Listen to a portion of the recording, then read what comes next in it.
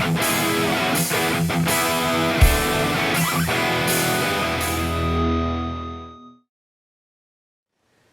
gang, welcome back to another Viewers Projects video.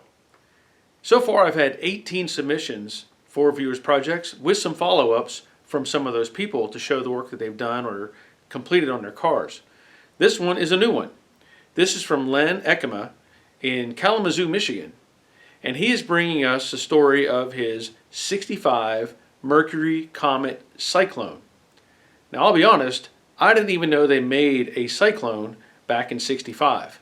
So I did a little research. I wanted to look this up real quick, and I'll just point out that according to Google, they only made 400 Mercury Comet Cyclones in 1965, and of that, only 90 were built with the 271 horsepower engine. Now I don't know which one this is or the history of the car, but if that's the case, Len has a pretty rare car. Let's take a look at his project. Hi Barry, this is Len Ekema. I'm from Kalamazoo, Michigan, and I just thought I would put together a little viewer project video here in hopes of you putting it on your channel for the community to view. Hopefully you guys find it interesting enough to like and comment, and hopefully it draws attention to some things that you guys may be going through too with your projects and ways of fixing the issues that we have. I just want to take a moment to thank you, Barry, for this opportunity that you give us guys to do this. This is a fabulous community and just a great way of getting info out there for us car guys to learn and to do the work ourselves rather than paying someone else to do it. It's much more rewarding this way, I think, to do it ourselves. And we may not have the best tools or the best shops in the world, and we're definitely not guys that are gonna spend a lot of money on tools that we're going to use just once, because we may not do a lot of cars in our lifetime, but we work with what we got, and that's how we roll. That's what real car guys do. And I guess I'll just stop this video right here, and I'll pause and I'll get going on the car and show you what I got. Okay guys, what I have here is a 1965 Mercury Comet Cyclone.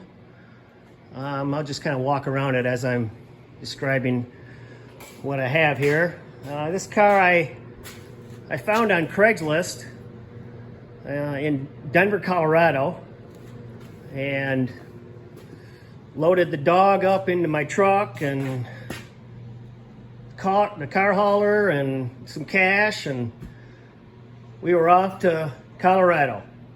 And lo and behold, didn't take me long, loaded it up and brought her home. We had a good time, the dog and I. But anyway, this is a car that I've always wanted. You just don't see cars like this around anymore. At least I don't here in Michigan. It's not the greatest as far as the body. As you can see in this shot here, it's got quite a ripple there in the quarter panel, and I'll delve into that a little more once I do a more in-depth talk about what I got here. I'm just kind of going around here once to give you a view of the car as best I can with my little iPhone here. But the power plant here, this is where it all begins. This is a 5.0 HO motor out of a Mustang. This is a motor that the previous owner put in.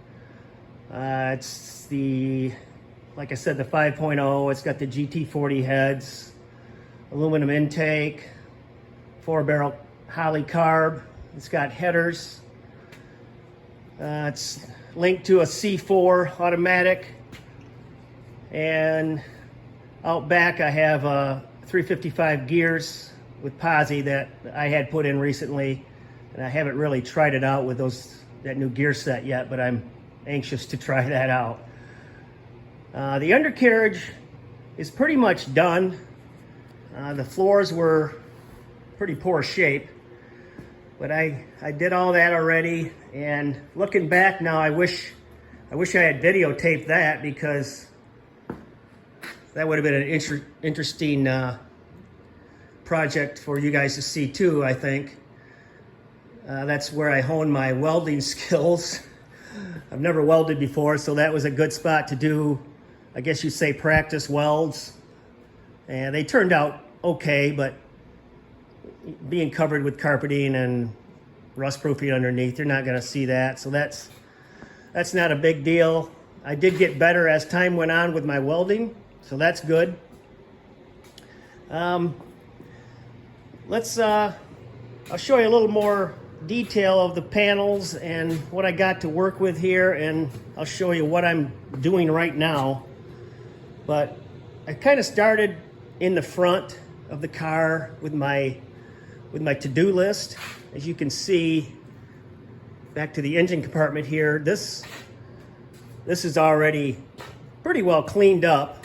I had the motor pulled shortly after I got it and stripped the whole engine compartment down to pretty much bare metal and just painted it and got that looking pretty good.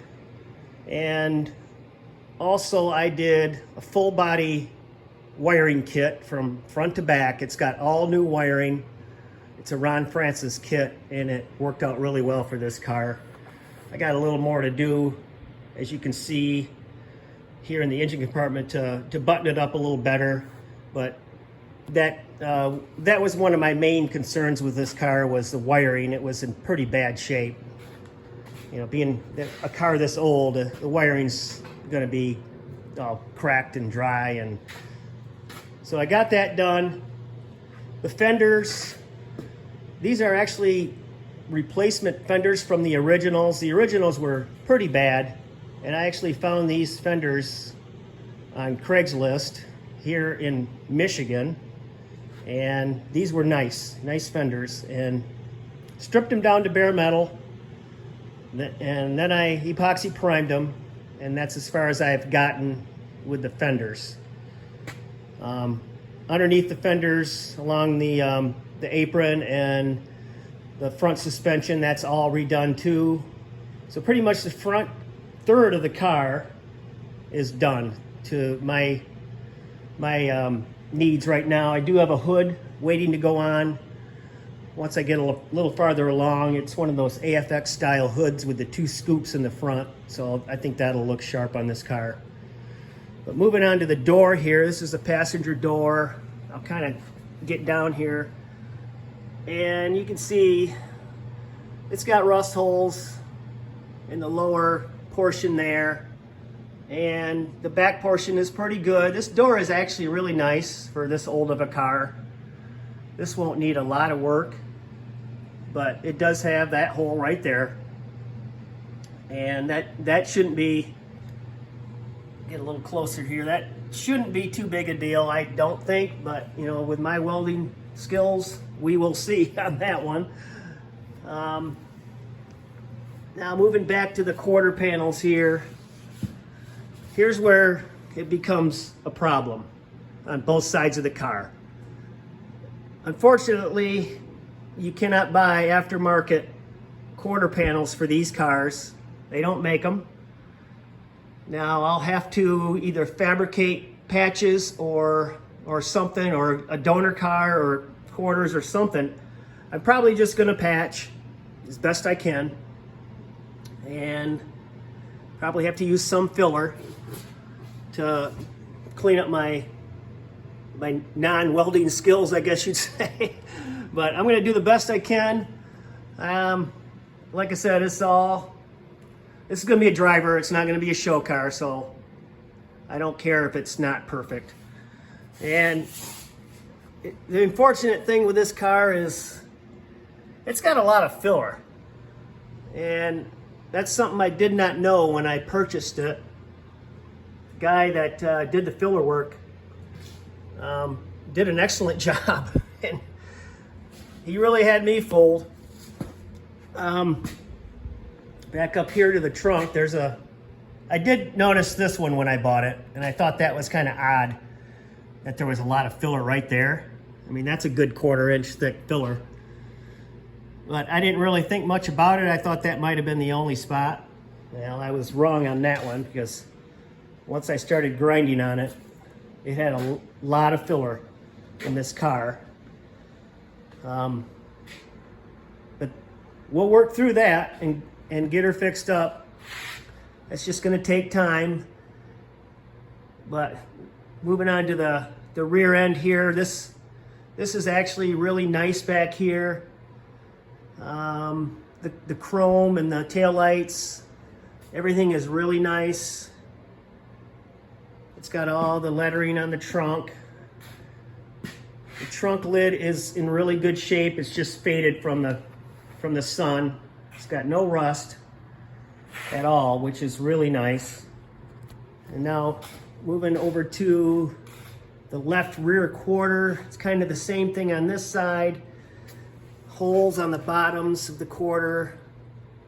Not bad, but once I start grinding a little more on that, I'm sure I'm going to find a bigger hole than what we're looking at right here, which could be a problem, but like I said, I'll work through it. And if you guys who may be watching this have any suggestions on what to do with patching quarters, please share. I'm sure Barry's got some good advice on that. So,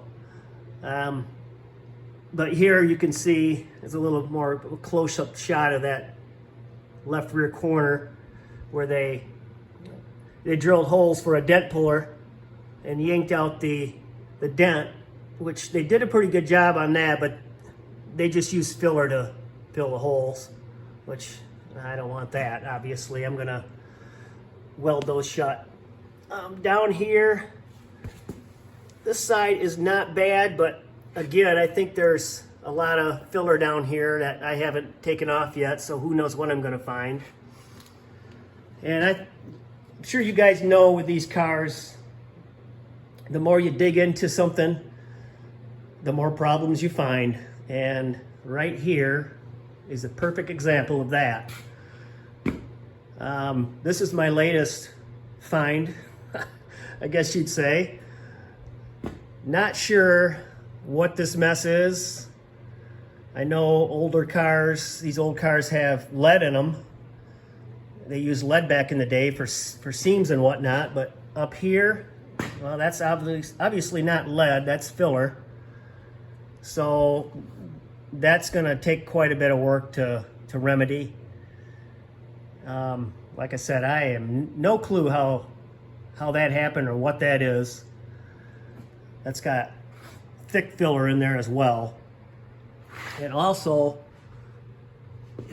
I'm gonna pan on down here to the 1/4 window roof rail area, and you can see, hopefully the light's good, and you can see there's a hole there, and there's other holes along this whole roof rail where the 1/4 panel, the upper portion of the 1/4 window sits. Now, for the life of me, I cannot figure out how that rusted. The only thing I can think of is it may have never been painted from the factory, and that's the result right there. And I guess my fix for this will be to grind down those spot welds you're looking at right here and bend that metal back and see what I got underneath there. Or I might just cut that all off down this whole line right here. Just cut it, because I got a feeling that's going to be ugly underneath. And you can see this is already rusted right here through that upper metal. So anybody got any suggestions on that one, please share. this is kind of what I'm working on right now, is this door frame area, the driver's side door. I took the door off, took the weather stripping all off, and that's when I found that mess. So, but that's how it goes with these cars. You're gonna find a lot more issues than you know you have once you dig into them. And speaking of the door that I took off, I'll show you that here. This door here is somewhat of an experiment because this thing was mangled up pretty bad. And I'll show you that in a minute. But to get at the mangled part on the outer skin of the door and to try to correct that mess as much as I could, I thought it best to cut off this inner panel so I could access the damage, so I could bang it out with hammer and dollies and whatnot, try to get that back panel off so I could have a lot of access to trying to fix the dents. I've never heard of anybody doing this before, cutting off that big of a portion of the inner door. But seems like I'm having pretty good luck so far. I've got it welded back on. The door seems straight still. You can see my welds here. I ground them down somewhat. Gotta slow down here so it's not so blurry. But you know, this is going to be covered too by the inner door panel. Nobody's going to see that. But it seems to be holding up pretty well so far. But the door itself, let's show you what a mess I have here. This door here was a lot worse than what you're seeing right here when I got it. There was some filler in there that I ground out. Again, I didn't know there was filler in this door. But once I started taking the paint off, there was a good 1/4 inch filler in some of these spots. And I have banged out some of these dents more than what you're seeing here. I know it still looks pretty bad, but it's much better than it was. And all these welds that you see, those were all holes. And again, they just use filler to fill in the holes rather than weld the holes shut. So I thought it best to weld the holes, and I'm just gonna do the best I can with filler to fix this as best I can. But like I said, this is a project, this door. And I do have another one, a backup door that I can use if needed, if this doesn't work out. But the reason I want to try to use this one is because this door has no rust, which is pretty rare for these old cars to get a door that didn't have any rust. So that's why I'm trying to save this door, because this thing is in really good shape other than that outer panel. But I think I'll wrap this up here. Probably a good spot to stop. I got a lot more I could share, believe me. But yeah, I don't want to bore you guys too much. But I hopefully will do some more videos on this car and my progress. That spot right there, maybe I can do another project video follow-up to this one, and also the door as well. And if you guys have any ideas you can share about the issues I'm having with this, you know, if you could leave a comment or anything, that would be very helpful. And once again, Barry, I just want to thank you for this opportunity, and I hope you guys have a happy new year, and we'll talk to you later. Well, isn't that pretty cool? I mean, he got his dream car. He had to go somewhere to pick it up, you know, Colorado, bring it back, took his dog with him, made a road trip of it, and he's got a project. Now, he's already done a bunch of work to it by the looks of it, but he's got some work to do as he continues forward. So as he pointed out, he has some questions or maybe need some advice from some people who have a similar project or have worked on these cars, or maybe some insight that he could use. So if you have some information that you could share with Len, by all means, let us know on this video and give him some information to help him out. With that said, I want to thank Len for sharing this car. That was pretty cool. That was pretty cool. I like those cars. I think they look really cool. You know, some fat tires under them, cruising down the road. You just can't beat that design. So, thumbs up for that, Len. Now, if you'd like to have your car featured on a Viewers Project video, send me an email to joedatisgarage@gmail.com. We'll go back and forth, share some information, and go from there. If you make a video, I request that you make it with your camera. If you're using your phone, turn your camera sideways so that we get a nice broad picture. The vertical ones are pretty hard to work with. Just something to point out, so think about that. At this point, I want to thank you for watching. Thank you for subscribing. And if you would, hit the thumbs up, leave a comment, and share the video. That's all I ask. I'm looking forward to more of these in 2021, and I hope you are too, but that's going to be it. So until next time, take care of yourselves. See ya.